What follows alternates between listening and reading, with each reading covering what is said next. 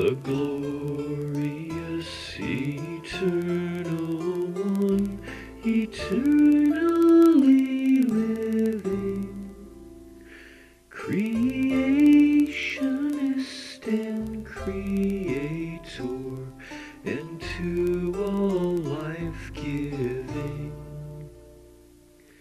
He who exists forever and forever and always, invisible spirit of life and the ancient of days.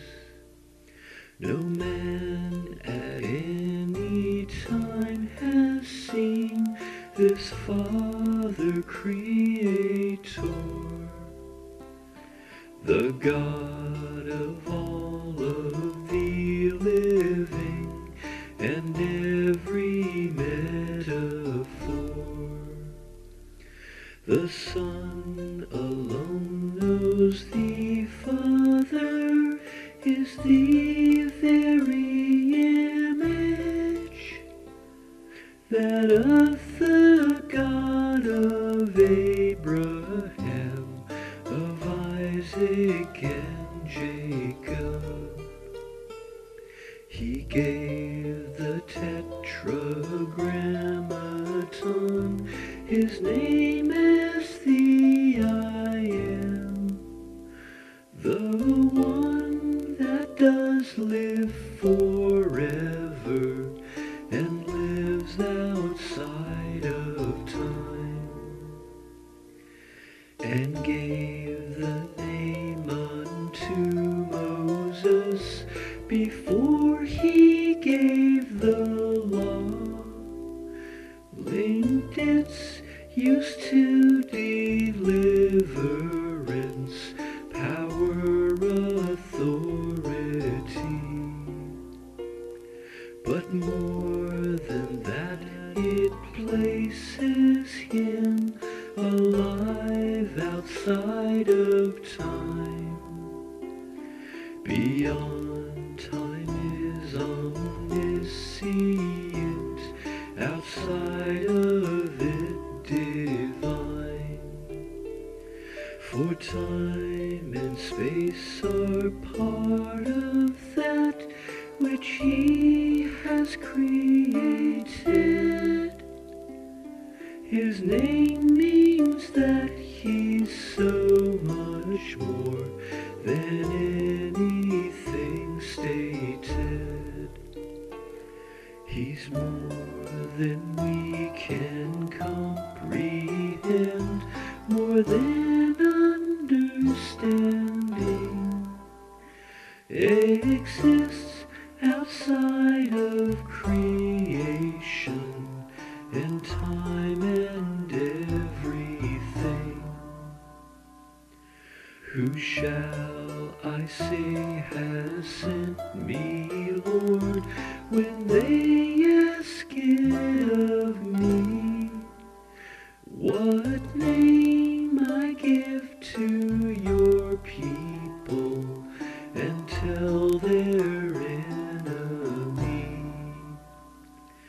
This name was then not to be used or tossed about lightly, but a description of the one that no creature can see.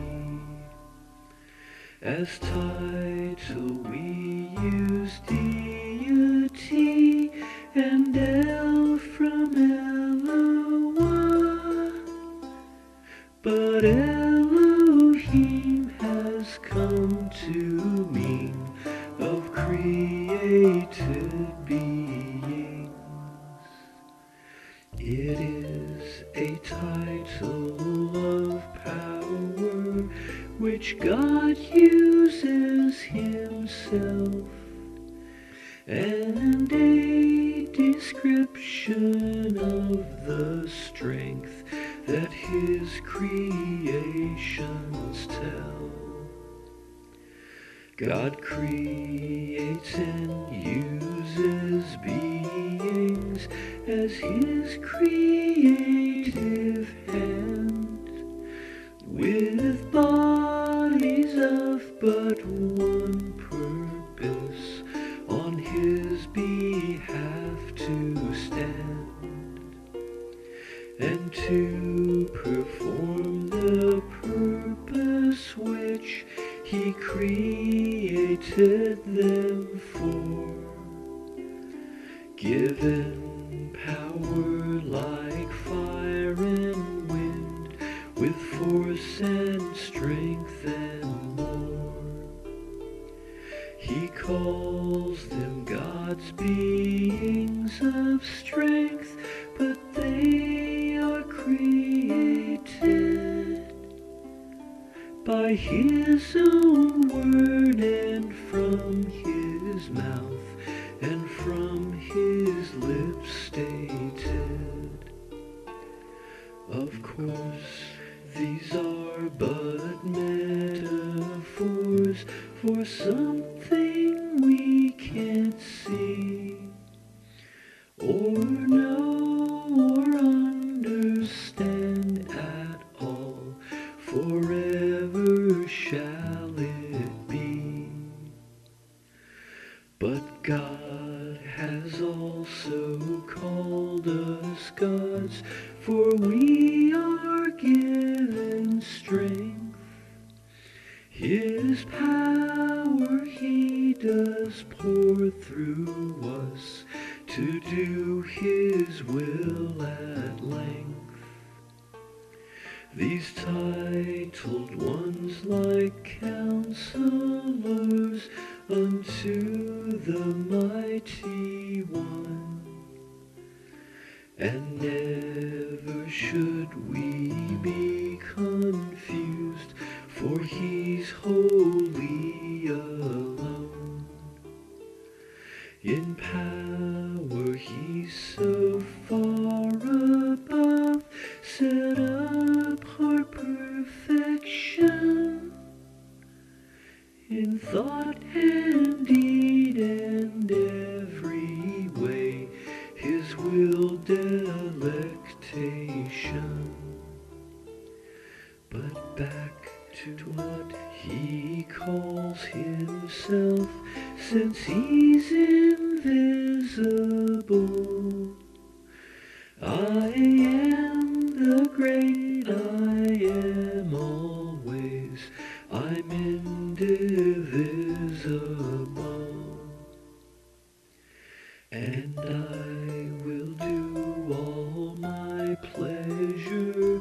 It is perfect and pure, without fault, flaw, or error there, forever to endure. By speaking I create the worlds and all those that are there. The breath of my mouth is the force, making creatures aware, giving them thought and perception, and making them bodies, and give them hearts, and fill with joy, sing my praise melodies. This is the final focus of, to sing praise and glory to my perfection and my strength, and tell of my stories. This is where it gets interesting, God's beautiful drama, a universe created souls with but one dilemma, the choice to do whatever will bring to them happiness, shall worship the invisible or fall to selfishness, to use the choice of his creatures and create a body and a people in which to dwell as a home unto he. This creation for which he made the body of mankind, that in his likeness they would be, his dwelling place in time,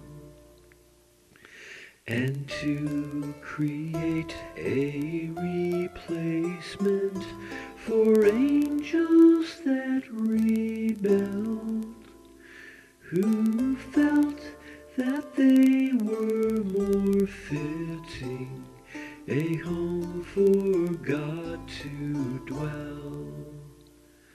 God gave to them eternal power that could not be revoked.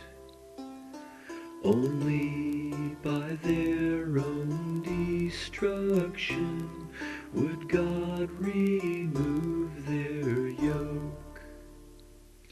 When God speaks his authority to eternal beings, it cannot be removed from them except by their fleeing away from his authority, by their own hand destroy the very nature God gave them, and the darkness employ. The choice of many of those gods to not accept his will, in hopes he would dwell within them and with his power fill. But he came into the body of lowly, humble man. This did not sit well with many that did not understand why that it was that he would not come in to dwell with them, that they could be as the Most High, and they could be as him, to stand in the temple of God in the sides of the north, and show themselves they are a God, and even greater worth. But God has woven his justice within all of these deeds, that they who fall prey to this choice unto themselves would lead, and fall into the trap they set by their own conception. The covenant with death they made by their own seduction, And in God's perfect covenant, an end he has foreseen, that they bring about their own end, replaced by the redeemed.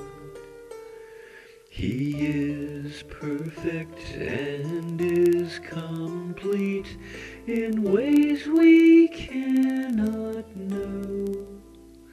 He travels, reaches in his mind, places we cannot go. He's thorough, ordered, and complete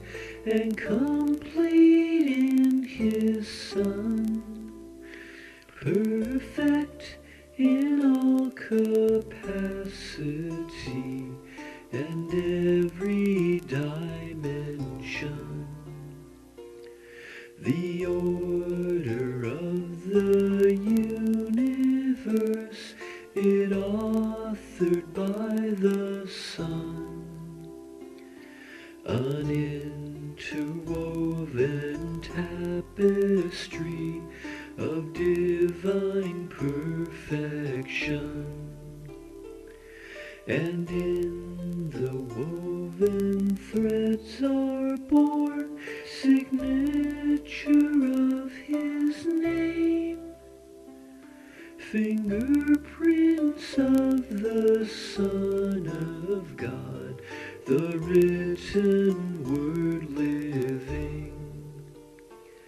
He holds this word up higher than that of his very name, the living word named Yeshua, and into it he came. He entered in his creation and then became the sign. By his Spirit, his character, of that which he designed, and made himself a sacrifice as a character sign to the Father and for the bride, that to stand for all time. I am the great I am, and will do all of my pleasure. It gives me joy to them perfect, those my special treasure. A grandfather's inheritance are those his grandchildren, the heritage of a father are his glory to them. The name of God is no more used, no man calls his Father by a title or proper name, but calls him my Father.